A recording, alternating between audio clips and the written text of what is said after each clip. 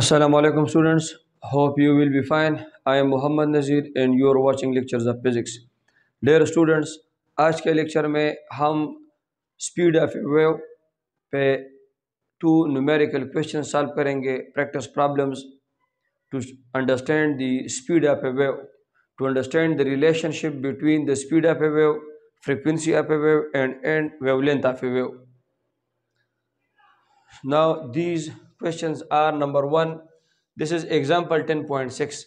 A student vibrates the end of a spring at 2.6 hertz. This produces a wave with a wavelength of 0.37 meter.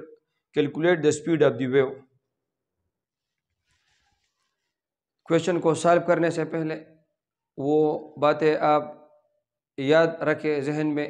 मैंने आपको previous problems की solution में बताया था कि सबसे पहले आपको न्यूमेरिकल क्वेश्चन सॉल्व करने के लिए फिजिकल क्वांटिटीज़ की यूनिट्स याद रखनी होगी. फिजिकल क्वांटिटीज़ की यूनिट्स. एंड नंबर 2, तमाम फिजिकल क्वांटिटीज़ को सिस्टम इंटरनेशनल में लाना होगा. उनके यूनिट्स को सिस्टम इंटरनेशनल में लिखना होगा. 2 चीज़ें आप जहन में रखें. यहाँ पर a student vibrates the end of a spring at 2.6 hertz. अब इसके साथ नहीं दिया गया कि ये क्या, ये 2.6 हर्ट्ज, इसके साथ कोई फिजिकल क्वांटिटी नहीं दी गई कि either it is wavelength, it is frequency, it is speed, ये क्या चीज़ है. लेकिन हम इसको इसके यूनिट से पहचानेंगे कि ये क्वांटिटी कौन सी है. चूंकि इसके साथ हर्ट्ज लिखा है और हर्ट्ज इसका यूनिट है frequency, so this is the frequency. A student vibrates the end of a spring with a frequency of 2.6 hertz. This produces a wave with a wavelength of 0.37 meter. Calculate the speed of a wave. So first of all, given data is frequency of the wave is given and wavelength of the wave is given. To find is required is wave speed. इसको solve करने के लिए this is the equation used. This is the basic equation. This is the universal wave equation.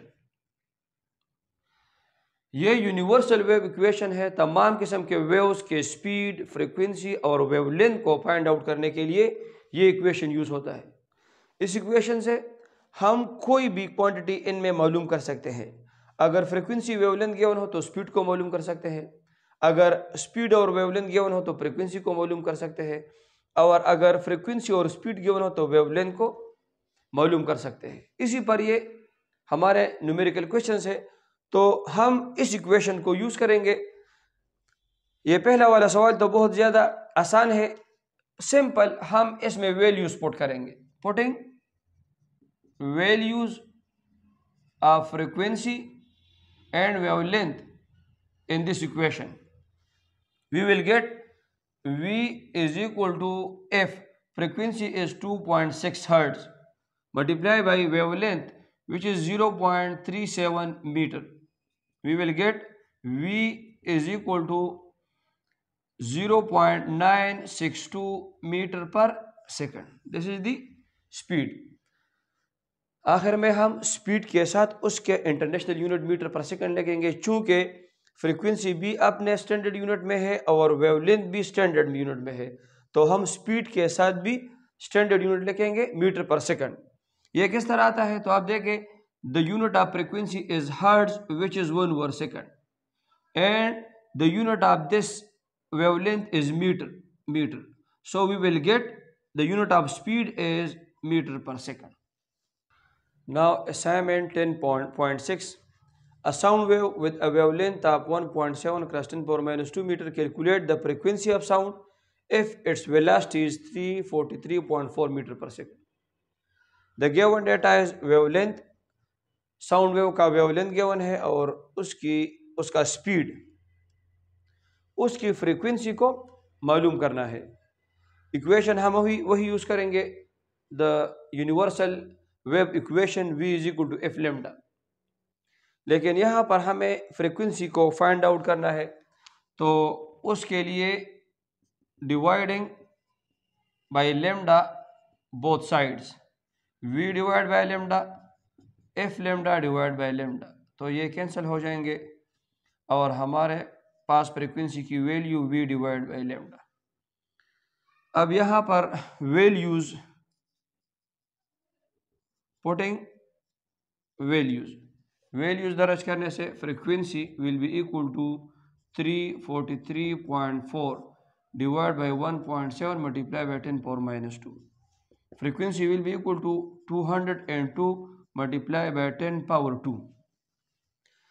इस value को 1.7 से divide करने से 202 and 10 power -2 जब ऊपर शिफ्ट हो जाएगा तो इसकी वैल्यू पावर की, इसके पावर अपने अलामत को चेंज करेगा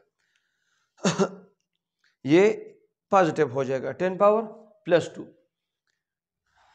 इस फॉर्म में भी हम आंसर लिख सकते हैं, इसके साथ हम हर्ट्ज लिखेंगे क्योंकि ये दोनों स्टैंडर्ड यूनिट्स है, मीटर पर सेकंड, इसी वजह से फ्रीक्वेंसी की भी हम स्टैंडर्ड यूनिट ही लिखेंगे 1/सेकंड और हर्ट्ज।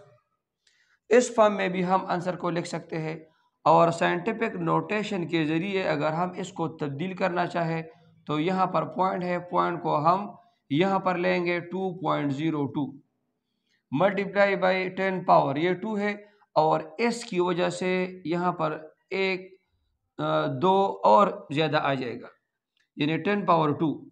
ये पॉइंट को यहाँ शिफ्ट करने की वजह से आया और 10 पावर 2 ये अपने उसके साथ है हर्ट्ज, तो ये बन जाएगा 2.02 multiply by 10 power 4 hertz. This is the frequency. इस फॉर्म में भी हम आंसर को लिख सकते हैं, ये भी ठीक है, और इस फॉर्म में भी हम आंसर को लिख सकते हैं।